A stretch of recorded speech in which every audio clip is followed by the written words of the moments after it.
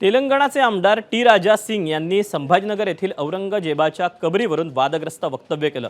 T राजा सिंग ठाकूर यांनी नांदेड जिल्ह्यातील बिलोली येथे बोलताना औरंगजेबाच्या कबरीवर शौचालय बांधण्याची मागणी केली।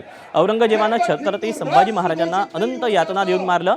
निवडणुका आल्या की औरंगजेबाचा मुद्दा पुन्हा चर्चेत येतो। माझी मागणी की औरंगजेबाची कबर उखडून तिथे शौचालय बांधावं असं वक्तव्य त्यांनी केलं। तर टी राजा यांच्या वक्तव्यावर मुख्यमंत्री देवेंद्र फडणवीस यांनी प्रतिक्रिया दिली, ती आपण पाहूया।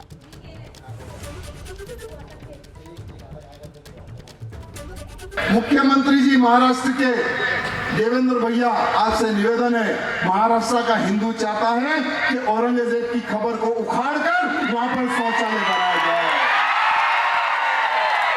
वो औरंगजेब की खबर मेरे महाराष्ट्र की धरती पे नहीं होने चाहिए। औरंग का नाम और निशान मिटाने के लिए आपको हिंदुओं ने वहां पर बिठाया है।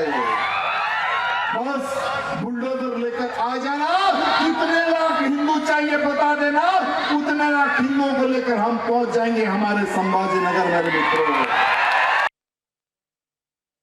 आपल्या सगळ्यांना या गोष्टीचा गर्व असला पाहिजे की ज्या स्वराज्याचा नाश करण्याकरता औरंगजेब महाराष्ट्रात आला, वर्षानुवर्ष महाराष्ट्रात राहिला, स्वराज्य तर नष्ट झालं नाही, पण त्याच औरंग्याचं थडगं हे महाराष्ट्रामध्ये तयार झालं।